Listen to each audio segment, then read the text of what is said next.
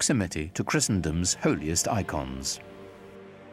It is not unusual to find in Italian Renaissance paintings, for example, to find paintings of the Virgin wearing a robe of very fancy patterned cloth and precious silks embroidered with gold or woven with gold designs. Sometimes they would say things with an Arabic inscription on it, which says, "There is no God but God, Muhammad is his prophet," in Arabic.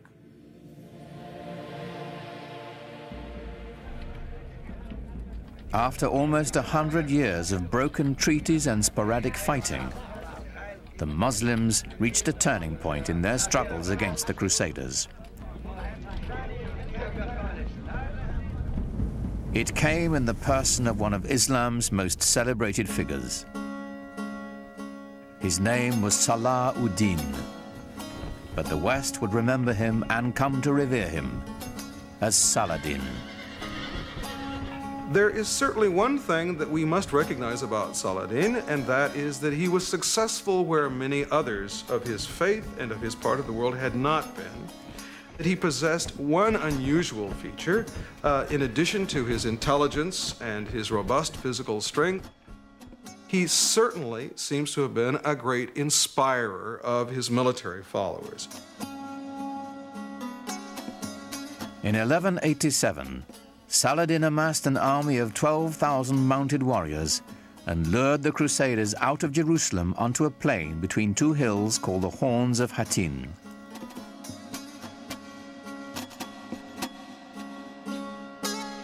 On the evening of July 3rd, after a long march, the Crusaders camped on a barren hillside. There was nothing but a waterless terrain. And we're talking about July, we're talking about the Middle East, we're talking about incredible heat and no water. As dawn approached, Saladin's men set fire to the tall grass, and a strong wind carried the flames into the Christian encampment. And very soon they found themselves surrounded, as in the Muslim tactic, by their enemy, and panic set in.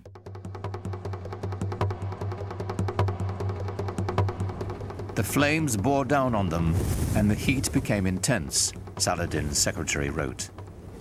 The people of the Trinity were consumed by the fire of flames, the fire of thirst, and the fire of arrows. The army of the Crusaders was totally decimated. The victory at Hattin was a real turning point for Saladin. It meant that he could then proceed to take Jerusalem later on that year. 3 months later, Saladin entered Jerusalem. For the first time in almost a century, the call to prayer floated over the holy city once again. Allahu Akbar, Ashhadu an la ilaha illallah, Ashhadu an la. And yet, remarkably, Saladin leveled no retaliation against Christians or their holy places. In the Church of the Holy Sepulchre, Mass was celebrated as usual. Saladin also decreed that Christians who wished to could leave the city with their property. Those who chose to stay would be allowed to worship freely.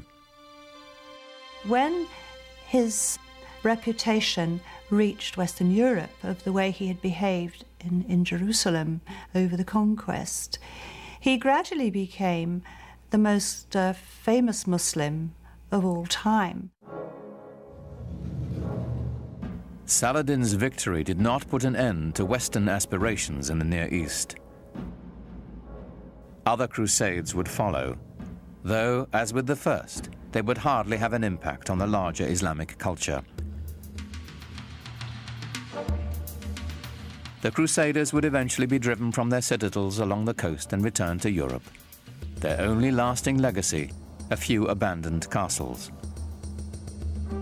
But the returning Crusaders found themselves changed by their contact with Islamic culture. the long-term impact on European life would be profound. They were just amazed by the material culture that they found there. I mean, the quality of the merchandise, the quality of the goods was far better than anything they could find at home, and they brought it home with them. They came back, for example, with a taste for highly spiced food. They imported pepper and cinnamon and other Oriental spices because their taste buds had been whetted by a different cuisine. We know that they found out the delights of using soap when they were in the Middle East, and it would appear that that caught on back in Europe.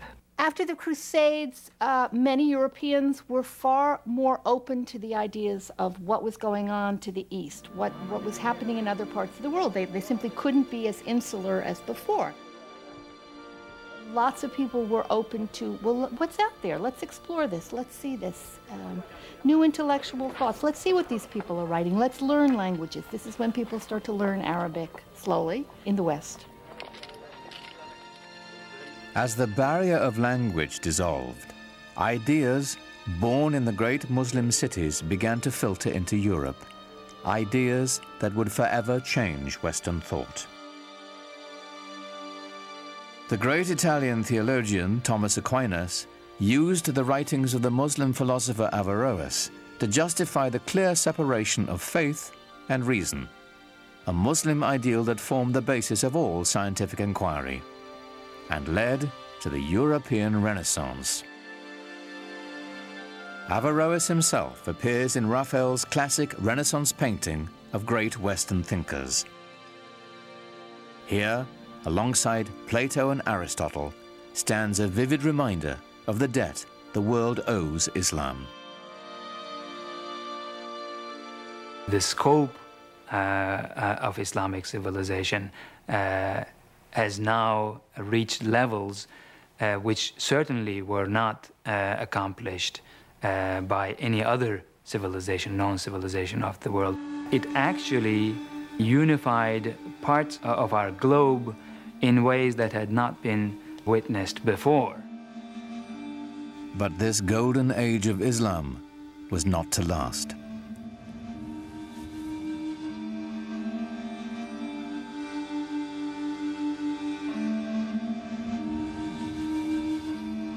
After shrugging off the Crusades and bringing the precious gift of knowledge to Europe, the great cities of the Islamic Empire would be brought to ruin by a force more terrible than anything the Europeans could muster.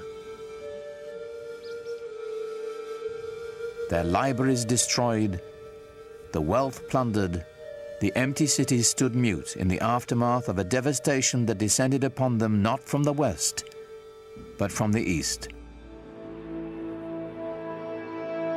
It's known as the Mongol catastrophe.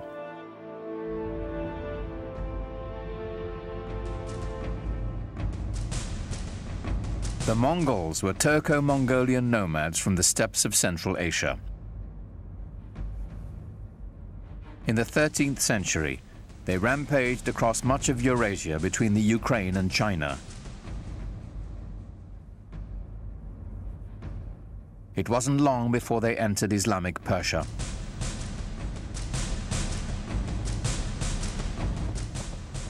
To the cultured, urban Muslims, these guys were a bunch of savages. When you entered the Mongol army, you came with yourself and 3 horses, and you lived off the horses. First you drank their blood, and then when you moved far enough away, you killed them, you slaughtered them, and you ate their meat. And that's why they could go so far and survive so long. Terror was the Mongols' principal tactic.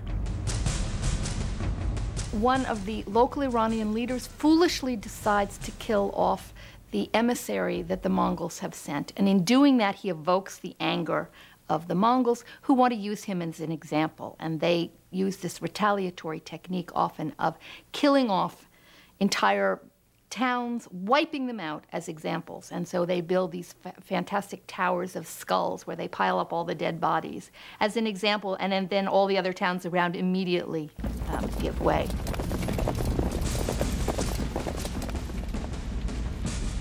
City after city fell before them. It was only a matter of time before they reached the center of Islamic power.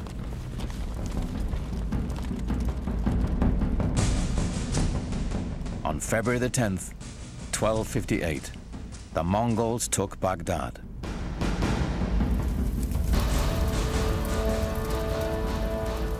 According to the Arab chroniclers, the Mongols put Baghdad to the torch and killed 10,000 inhabitants. Mosques and libraries, the collected knowledge of centuries, were all set ablaze.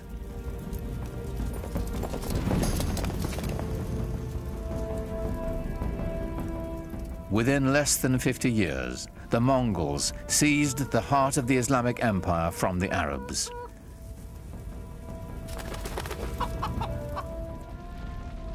Islamic civilization seemed poised for destruction, lost to posterity. But then something remarkable happened. While the consensus of opinion is that Mongols were a devastating force, I personally feel that they also had a very positive effect on Western Asia and the world of Islam. They opened the world tremendously. Allahu Akbar, Allahu Akbar. And historically, the most significant thing about the Mongols for us would be that they became Muslims, most of them, in the end.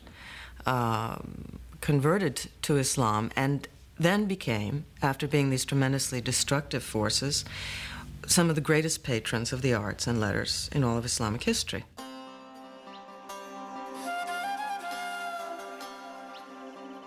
The conversion and its lasting effect was extraordinary. Within a decade, the Mongols had gone from building towers of human heads to building mosques glorifying God.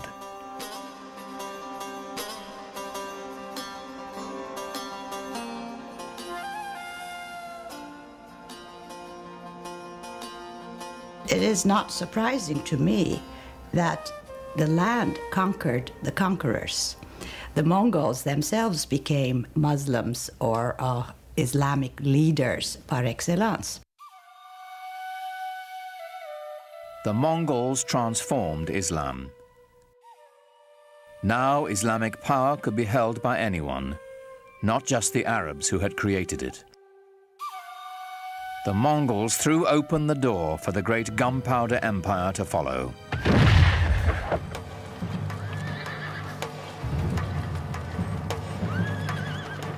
The empire of the Ottoman Turks.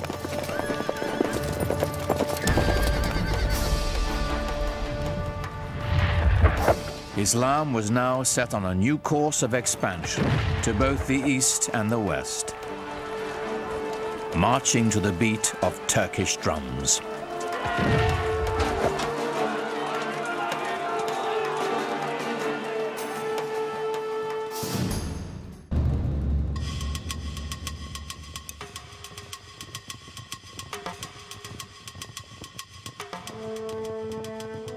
The Ottoman Turks began as a nomadic people from the steppe beyond the Aral Sea. For centuries, they had wandered present-day Turkey looking for new pasture lands.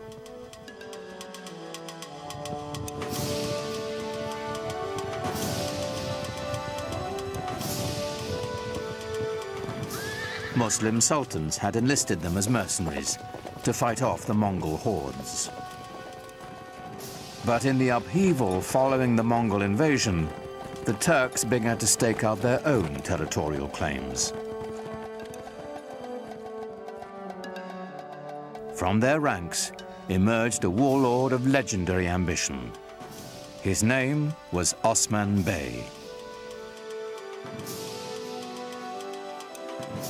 It's said that Osman had a miraculous dream of a magical tree whose many branches foretold his siring a powerful lineage. One wonders how much of it is truth, how much of it is legend. It makes a lovely story.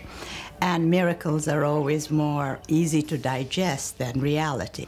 I don't think he realized that he was setting up such a fantastic dynasty, a dynasty that was to rule the crucial link between 3 continents. The followers of Osman became known as Ottomans. They considered themselves warriors for the faith, or Ghazis, whose destiny was to bring Islam to the world.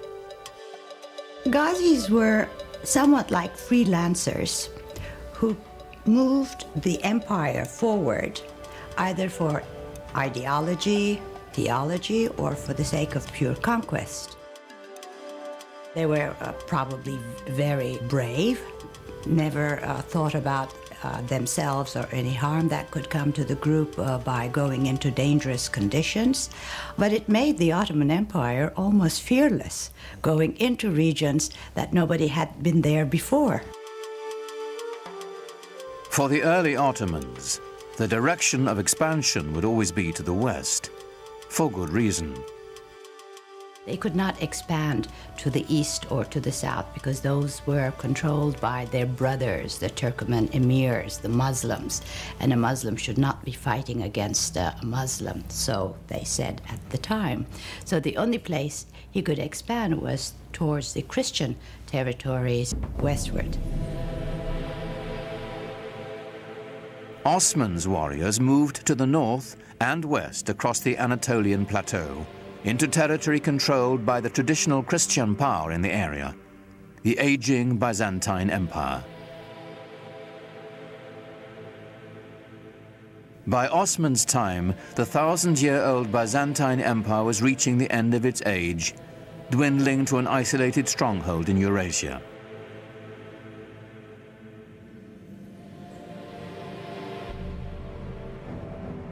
The Crusaders had already wreaked havoc across the region on their way to Jerusalem, sacking the capital city and helping to reduce the once proud Byzantine Empire to a few small warring states.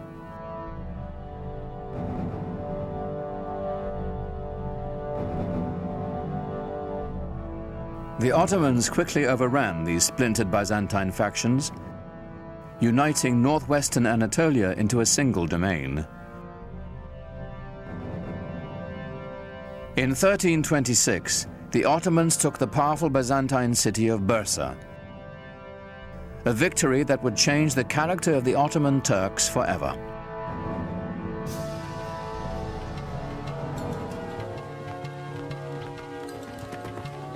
The most important part of Bursa was that it enabled Osman and his descendants to establish a seat of the government.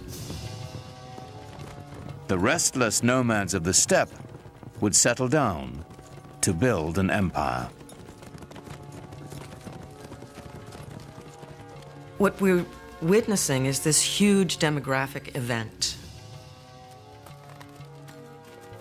The movement of a whole civilization from a nomadic way of life to a settled way of life.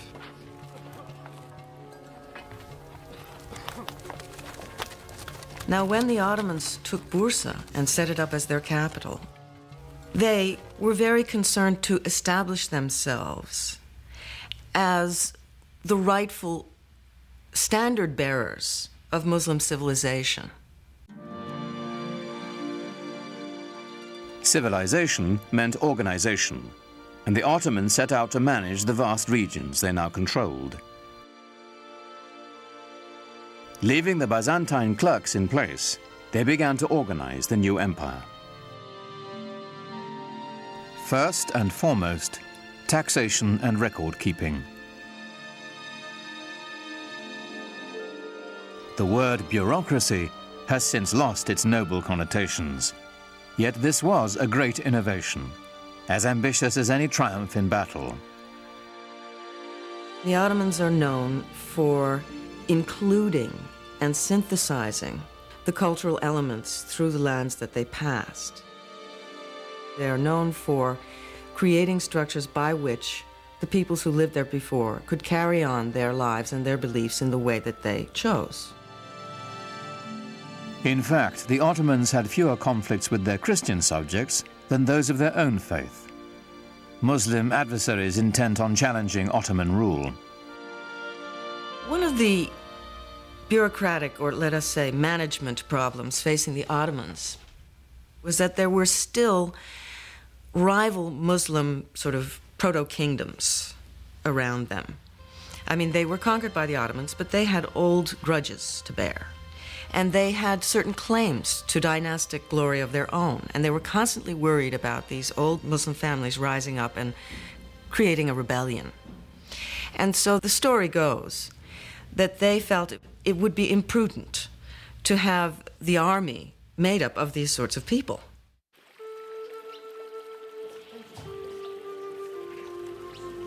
And so they wanted to recruit children who were not connected with any rival Muslim family.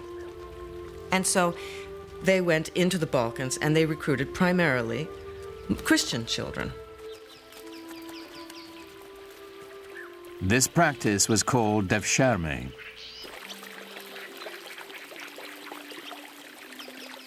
The young boys were technically slaves of the Sultan, but they weren't treated like slaves. First, they were brought into the Muslim faith, taught rituals of washing and prayer, and the Arabic and Ottoman languages. This served a political as well as a religious purpose. Through the devshirme system, the Ottomans could create a caste without any conflicting loyalties to tribe or family. The children had such great future that a lot of the times Turks or even Muslims pretended that their children were Christian-born and would register them with the devshirme officials. The system was so beautiful in that they only had one allegiance, to the Sultan.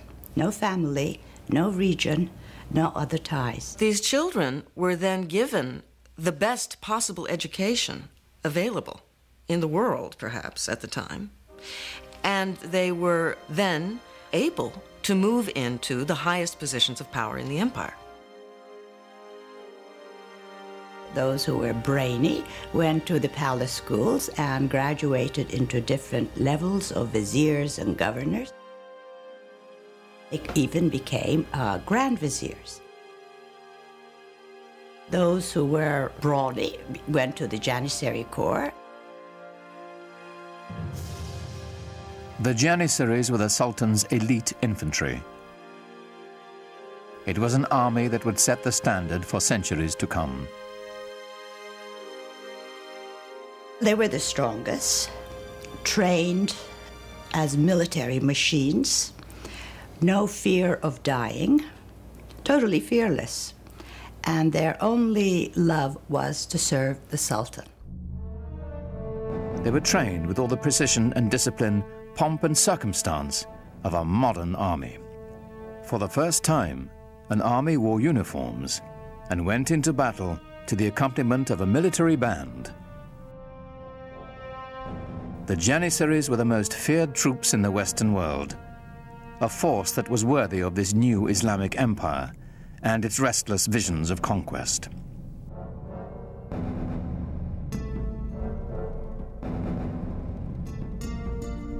By the middle of the 15th century, the Ottoman Empire spread from present-day Turkey, known as Anatolia, deep into the Balkans, with one critical exception. It must have galled the Ottoman Sultan that with his domains now stretching all the way into Asia and far, far into Europe in the West, there remained right in the center of his domains the greatest prize of all, the capital city of Constantinople, the most powerful, the richest, the most magnetic city in the entire world, still in the hands of the dying but not yet dead Byzantine Empire. To the Ottomans, Constantinople's strategic and economic importance was considerable. Its symbolic significance was even greater. It was the city. There was no other city. If you were going to rule that area, obviously you would rule it from that city.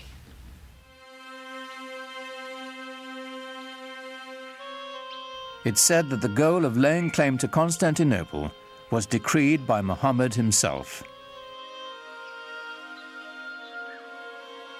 Every Ottoman ruler since Osman had wanted to seize the city, but it had always remained firmly in Christian hands.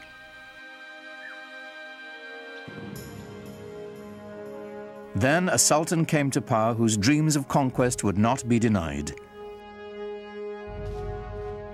History would honor him as Mehmet, the conqueror. When he assumed the sultanate, he was only 12 years old, but he was already well versed in Ottoman politics. To remove any threat of competition for power, he had his half-brother strangled. The empire always meant everything, more so than the family.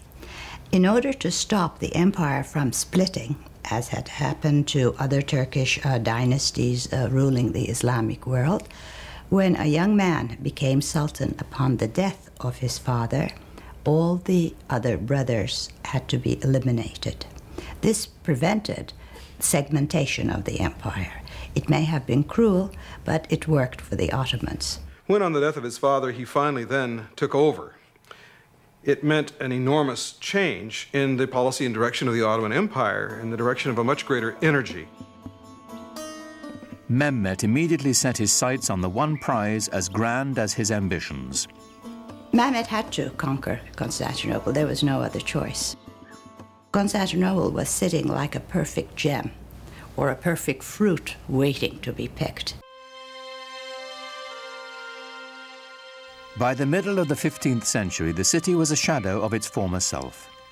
The population had plummeted from 400,000 to a mere 50,000. But a besieging army would still be at a tremendous disadvantage. Constantinople was surrounded on 3 sides by water and massively fortified. It was encircled by a triple ring of walls nearly 100 feet high and 30 feet thick. And they had already stood for 1,000 years. But Mehmet had an answer for these walls. And part of the military superiority of the Ottomans came from their sophisticated and diverse use of the possibilities of gunpowder. The siege of Constantinople in 1453 under Mehmet the Conqueror saw the first dramatic application of this in the form of huge cannons that had not been seen before, which Mehmet had specially commissioned for the occasion. Earlier cannons had been assembled with strips of forged metal bound with hoops. They fired stone projectiles with little more power than a catapult.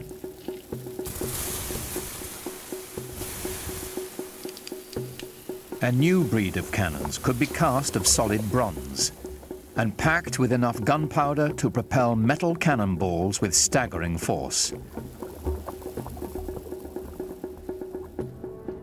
But Mehmet was not staking his hopes on cannon alone.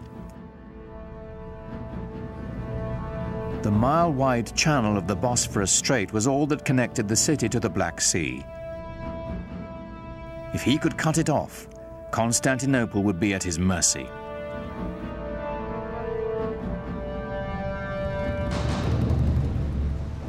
Mehmet needed to construct a strategically positioned fortress to close the strait.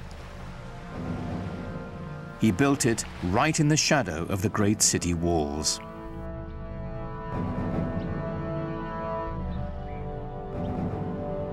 It took less than 4 months to build a massive 7-towered citadel called Rumeli Hisar.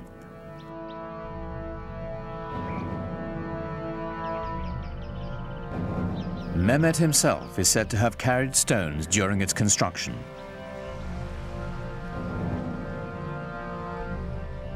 No sooner was it completed than he tightened his noose around the neck of the Bosphorus. The first ship to defy his orders to stop was sunk, its crew decapitated and its captain impaled on the castle walls.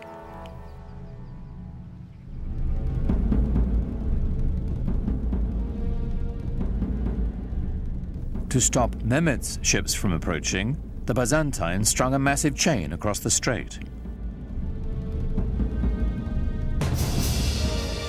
On April 22nd, 1453, the besieged city watched in horror as Mehmet's troops hoisted 70 of his ships ashore, sliding them over land on greased planks past the barrier chain.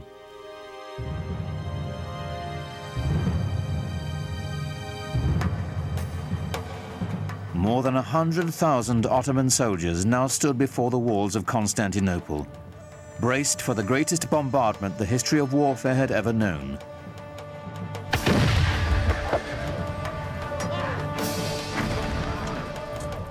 Under relentless fire, the city's 7,000 Christian defenders held out for nearly a month.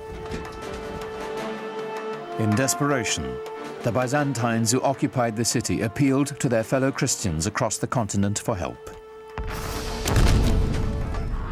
But of course, Europe in the 15th century was completely incapable of mounting any kind of a concerted opposition to the rising Turkish threat in the east.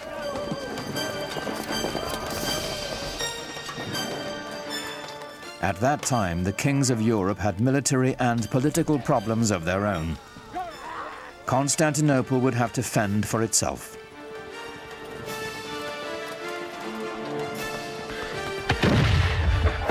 Shortly before dawn on May 29, 1453, the Turkish army breached the walls of the city. Within hours, Constantinople was in the hands of the Ottomans. Mehmet rode into the city and went straight to its most celebrated prize, the magnificent church of Hagia Sophia. Built by the Emperor Justinian in the 6th century, its name meant the Church of Holy Wisdom. It was the largest enclosed space in the world. Surely other groups of Muslims and the Ottomans themselves had come across many, many churches. They had seen churches before. But they had never seen anything, nobody had ever seen anything like Hagia Sophia.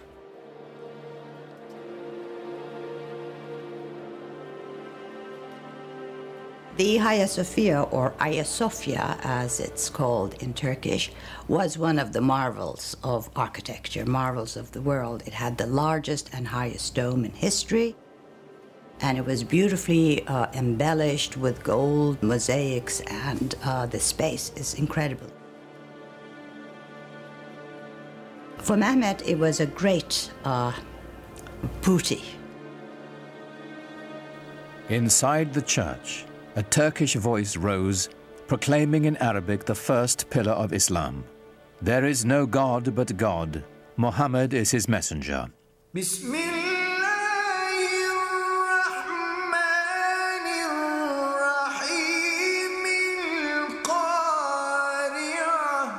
The single greatest church in Christendom was now a mosque.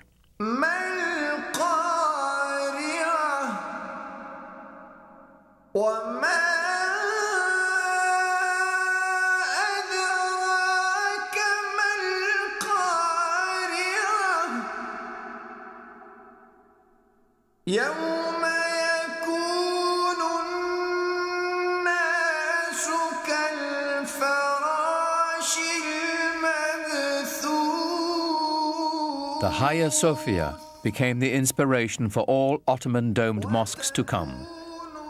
But none would ever match its size and scope, and it belonged to Mehmet the Conqueror.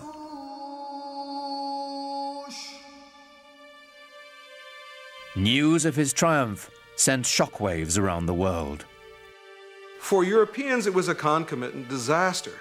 Constantinople was, after all, the New Rome. It was Constantine's capital city. It was the symbol of Christian dominance in the East.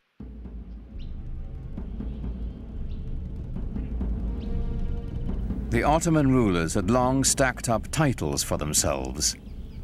Khan, which is Turkish for emperor. Shahi Shah, Persian for king of kings. And Sultan, the Arabic word for ruler. But now, with all the former Byzantine Empire under their command, Mehmet and his successors claimed yet another title, Holy Roman Emperor. The Ottomans had reached the gates of the West and were poised to push on towards what they now claimed as their ultimate destiny, the conquest of Europe. That quest would fall to the most legendary sultan of all. He was born at the beginning of the 10th century by the Muslim calendar, and he was the 10th sultan descended from Osman. He was a child of destiny, whose greatness was expected. In the parlance of the day, he was the Sahib Quran, the universal ruler, the master of an auspicious conjunction, whose coming has been foretold, whose identity is confirmed astrologically. His name was Suleiman, after Solomon, the wise king of the Old Testament. The Ottoman Empire would reach its apex under Suleiman's reign. Suleiman was extremely well educated. He was trained to the Sultanate from the day he was born. As a young prince, he formed a relationship that would have a tremendous impact on his life and on the empire as well. And when he was still a crown prince, he also developed a great friendship with a convert, a Greek convert who took the name Ibrahim. The two were very close in age and apparently very close in other ways, personally, intellectually, educated together to a certain extent. And as was common practice, when Suleiman acceded to the throne on the death of his father, he took his faithful Ibrahim with him to Istanbul. Suleiman was 26 when he took the throne, determined to make his mark on the world, as soon as his ministers would let him. In his early years, Suleiman had to contend, for example, with grand viziers and generals who simply refused to obey him. Feeling, apparently, that here was a 26-year-old kid who had never seen very much in the way of action and hadn't done very much to show that people ought to, in fact, obey him. The way to prove his mettle was on the battlefield.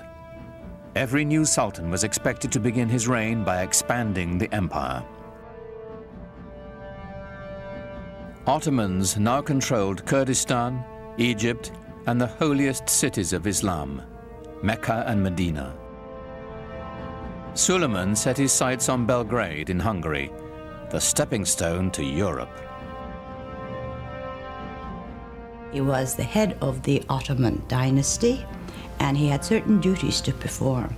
One was conquest, and the first task Suleiman took upon himself a year after he ascended the Ottoman throne was to head towards Belgrade and capture it. Belgrade was very important strategically because it was from there the army could move further on west. A year later, he turned his ambitions on the island of Rhodes. The tiny island was a troublesome outpost of Christianity in an otherwise Ottoman sea. It was also a haven for pirates, preying on Muslim trade ships.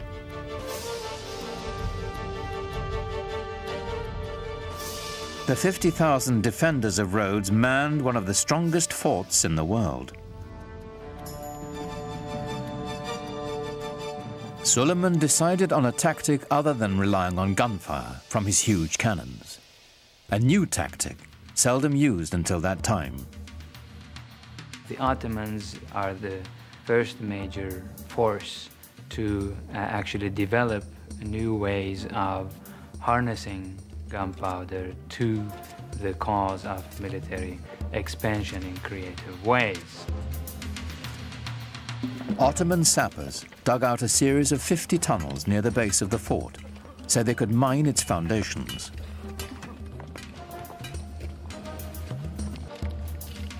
Performing this dangerous work were expendable Christian conscripts from the Balkans.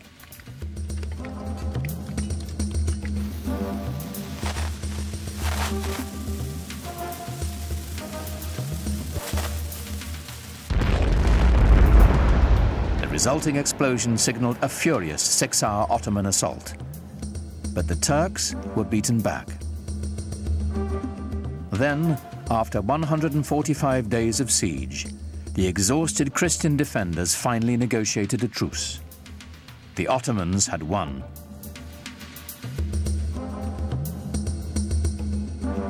Victory did more than deliver roads to the empire.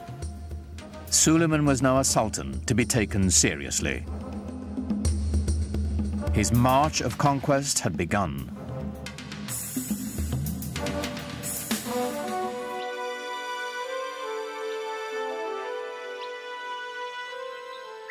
Europe grew to fear the name of Suleiman. But within his own borders, he had another reputation. Islamic history remembers him as Kunan, the lawgiver.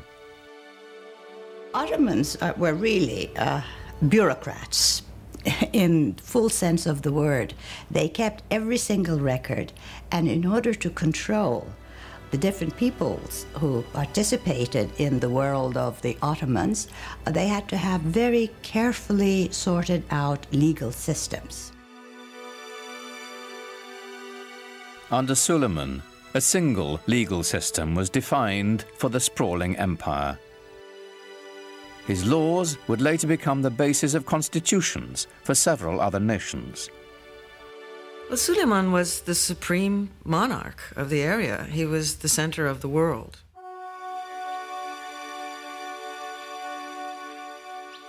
He inaugurated a classical age in Ottoman architecture, commissioning some of the most spectacular buildings the world has ever seen.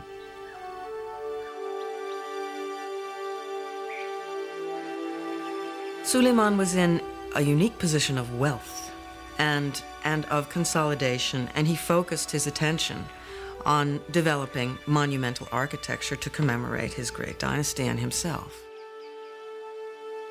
Great religious architecture can really give people a sense of what is at the heart of the faith. Grandeur and majesty are the things that come to mind when Muslims think about God. A building that is grand and majestic can immediately remind people of the glory of God. Suleiman's chief architect, Sinon, was a man whose vision perfectly complemented the empire builder. Sinon perfected the signature structure of Islam, the domed mosque. His career spanned half a century and produced well over 300 buildings, including the refurbishment of one of the most important monuments in Islam, the Dome of the Rock in Jerusalem. But for the Sultan, of course, he built his masterpiece, the Süleymaniye Mosque in Istanbul. It is truly befitting Sinan, who's called the Great Master. These buildings were horrendously expensive, huge things that took many, many years to build, and a great deal of architectural talent and engineering skill and engineering experience. When they built a mosque like the Süleymaniye, they were doing it to say, yeah, I've got the power, I've got the money, I am the Sultan, I'm the King of Kings. But at the same time, there was also tremendous spiritual value in these things. The symbolism is not only that of empire, but of faith. In the spirit of Muhammad's teaching, the Great Mosque was a center of social services, complete with a hospital, school, and library. At its inauguration, it's said Suleiman gazed at it with awe and exclaimed, "O Solomon, I have surpassed thee."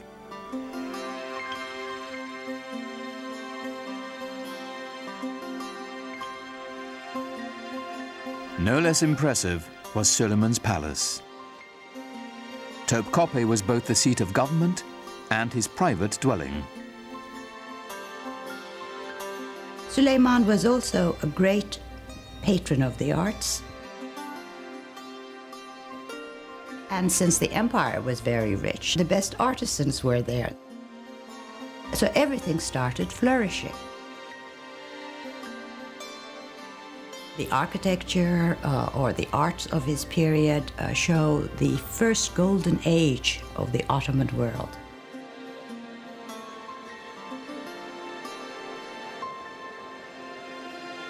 Everything that came out of his palace is exquisite. Suleiman himself was a goldsmith. Ottomans believed that every sultan had to have a tangible trade. Being a sultan was not considered a practical or a tangible trade. And he was a very demanding patron, insisted on checking the work, even commissioned few things. And I think each artisan group or each corps working for the palace tried to outdo one another to please the Sultan, because to please him had wonderful rewards.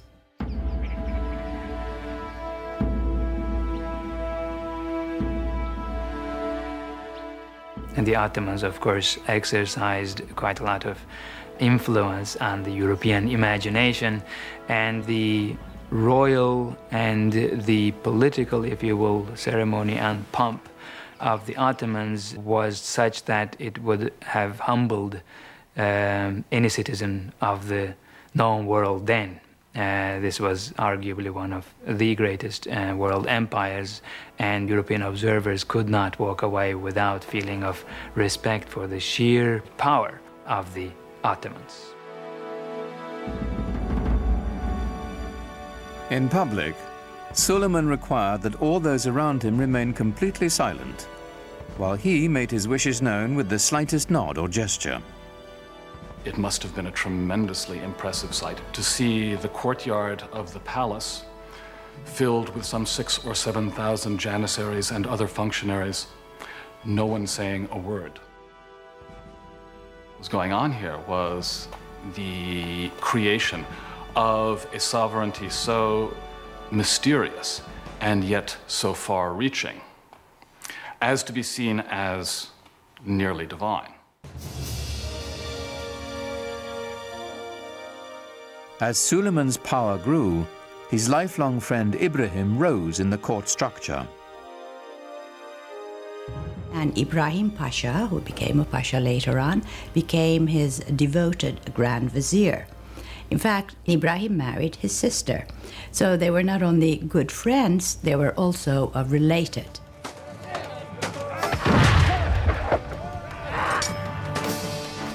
Ibrahim campaigned with his own army, growing in influence and ambition, till his power was second only to Suleiman's.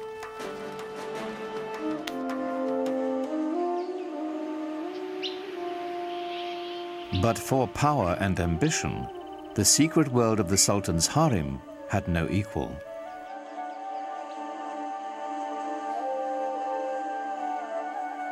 Contrary to the Western stereotype, it was not the Sultan's playpen, but lay at the center of dynastic power. The harem was the private quarters of the Sultan. We tend to think of the harem as where the women live, but what it means is the place where you're not on display. Home is what it means. Islam allowed the Sultan 4 wives and many concubines.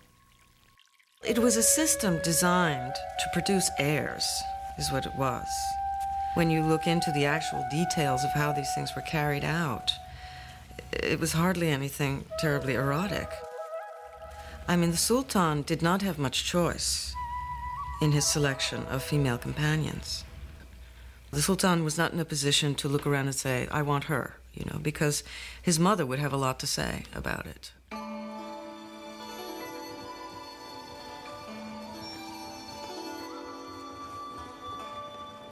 With his first wife, Suleiman had a son and heir, Mustafa.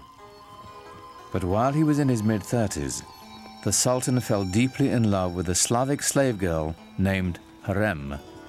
In the West, we know her by a different name, Roxolana. Roxolana would bear him a rival heir and become Suleiman's most trusted confidant. The Sultan was supposed to be protected from any undue influences. He was supposed to be protected from any rivals. And in a way, this creates a vacuum around his person into which the harem life can enter.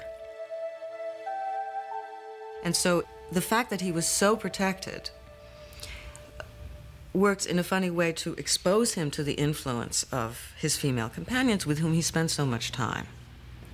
And there were tremendously intelligent and ambitious women around him, Roxolana being the most famous of all.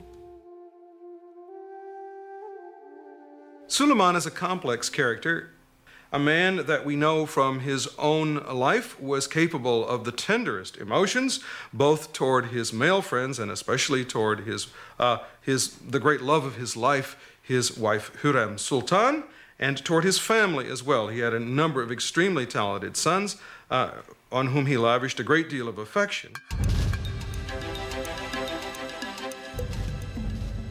Suleiman groomed his firstborn son Mustafa for power. In the Ottoman tradition, the young prince entered the military and quickly won recognition as a talented general. Mustafa was clearly the heir apparent. For Suleiman, the future of his empire seemed limitless. I am God's slave and sultan of this world, Suleiman would carve on a conquered fortress. I am Suleiman, in whose name the Friday sermon is read in Mecca and Medina. In Baghdad, I am the Shah. In the Byzantine realms, I am the Caesar. And in Egypt, the Sultan.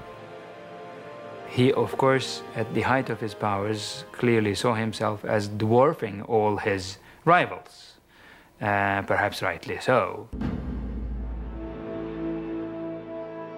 One of Suleiman's greatest rivals was to the east, the empire of the Persian Safavids. This was a Muslim enemy whose rival creed made them fierce antagonists of the Ottomans for centuries. The Safavids were also Turkic in their ethnic origins, and indeed spoke Turkish as a language of daily life. But they were moving into the Muslim world, unlike the Ottomans who were moving into the West. So for the Ottoman Empire, they formed sort of the boundaries, the easternmost boundaries of the Ottoman realm.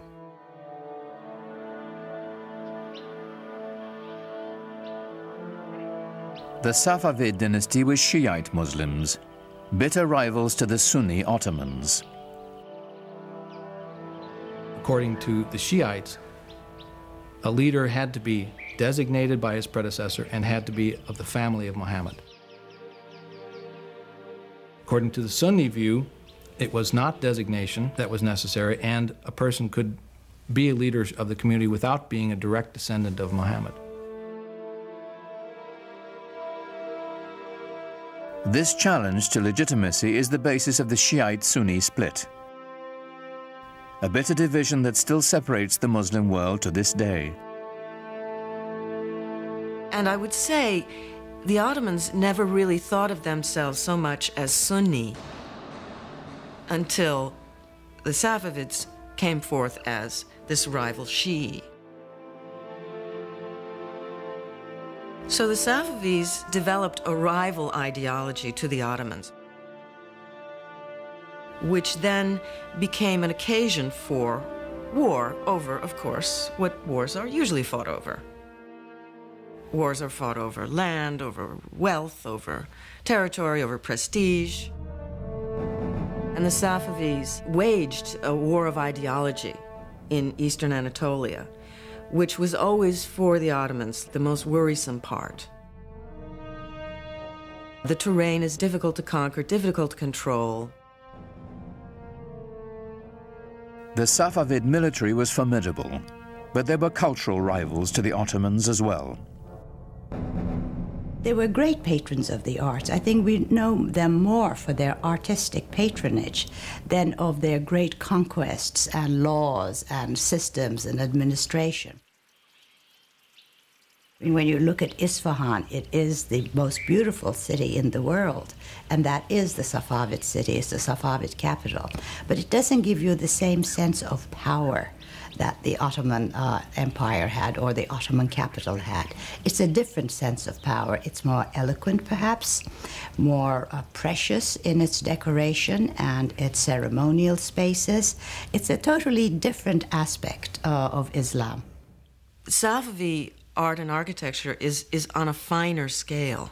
It's known for its filigree.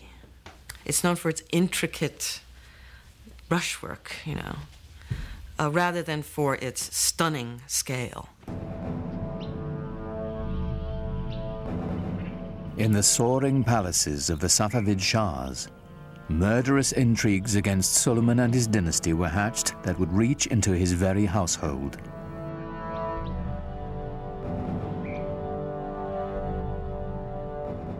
But Suleiman's eyes were on the west, where a fragmented and vulnerable Europe awaited his conquest. The Ottoman Empire encompassed everything from Egypt to Kurdistan, and he now had Hungary as well. But he had ambitions of going beyond that and actually bringing the larger portions of the world known to him, if not all of it, under his control. Suleiman's next step would be Vienna. Its conquest would drive a dagger into the heart of the European Habsburg Empire and open the way to the west. But as the heavily armed Ottomans set out for Vienna, the weather turned against them. The heavy cannon that had swept the Ottomans to victory after victory bogged down in the mud.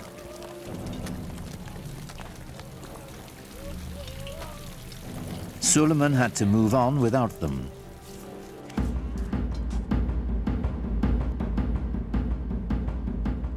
With only light artillery, the Ottomans relentlessly shelled the city. But the smallest breach was ferociously defended.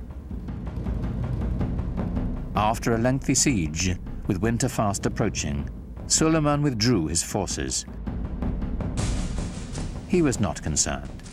He was sure he would return soon enough. He never did. Suleiman's failure to take Vienna was pivotal for Europe. It was the first major defeat after a long time. The Europeans had been losing and losing and losing. And this was the dawn of a new day for Europe.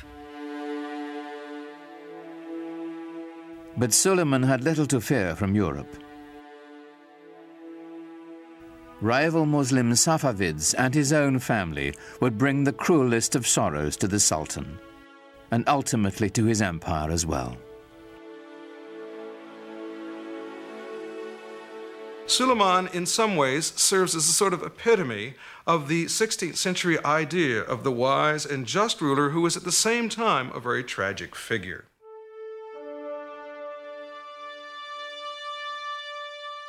In the power-laden world of the Sultan's household, the intrigues never ceased. The Topkapı Palace, as it was originally conceived, had no quarters for the ladies. The women lived in what was called the Old Palace. But Hürrem always complained about her husband, as most wives would, spending too many days and months campaigning outside the capital. She kept saying she feels very lonely and the children miss him. Well, surprisingly, there was a fire in the Old Palace, fire in Hürrem's quarters. So she had to be moved to the Topkapı Palace temporarily while her old quarters were being renovated. Well, she moved in and never moved out.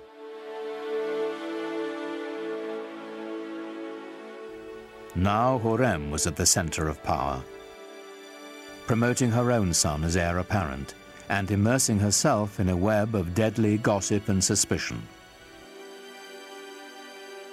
She was incredibly devoted to her husband, and any threat to Suleiman was a threat to her, and she had to get rid of it. The first threat came from Ibrahim Pasha, who assumed titles that were only given to sultans. So Hürrem knew something was going to happen eventually. And to protect the empire and the dynasty, Ibrahim Pasha had to go. On March 15th, 1536, Suleiman and Ibrahim Pasha dined together, as was their custom. In the morning, Ibrahim's body was found strangled.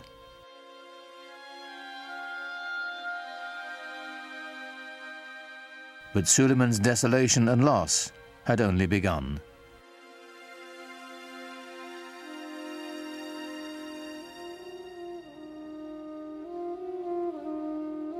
A few years after Ibrahim's death, Hürrem claimed to have uncovered a plot to overthrow Suleiman, devised with Safavid help by his beloved firstborn son and heir, Mustafa. This is a continuous problem in Ottoman history, sons trying to eventually replace their father. This happens in monarchies. Succession could become a problem, and it was an acute problem, and Suleiman had his share of it, and perhaps did not always play his hands right. Without hesitation, Suleiman ordered Mustafa's execution, then sat by the young man's body for days, refusing to allow anyone to touch him. The best hope for the empire's future was dead.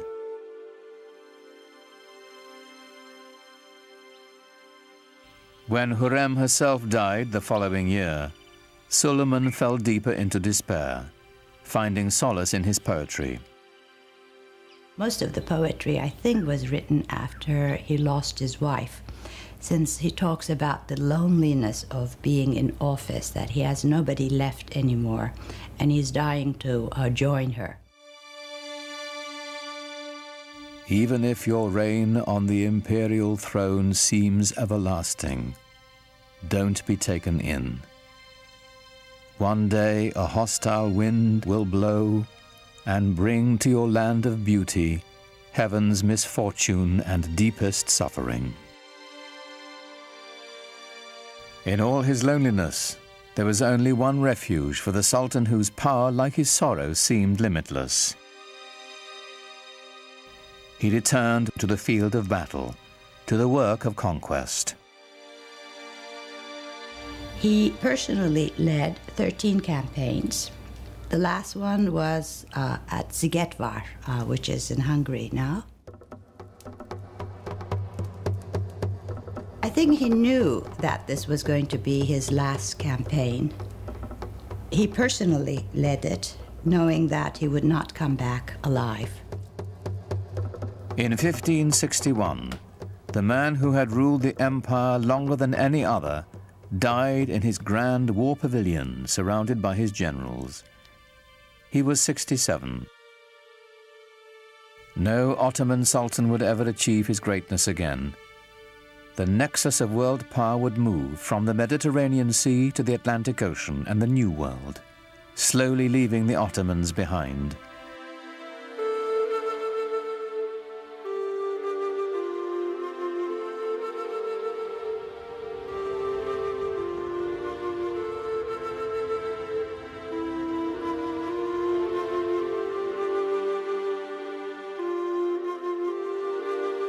In Istanbul today, the Sufi dervishes still turn with the same prayerful pirouettes they danced in Suleiman's day. It is a meditation in motion, whose mystic origins go back even further, to the time of the Prophet Muhammad. You have become the best community ever raised up in mankind, the Quran assures all believers. Enjoining the right and forbidding the wrong, and having faith in God. Islamic and Western civilization have the same roots. They're dawning in the Fertile Crescent. The monotheism of the Jews and Christians. The classical intellectual culture of the ancient Greeks. The two traditions are kindred spirits, alike, yet very different. Islam's legacy is intertwined with the West's, and to the billions of Muslims who make it the second largest religion in the world, it is a living legacy. An elemental part of the great human venture that is world civilization.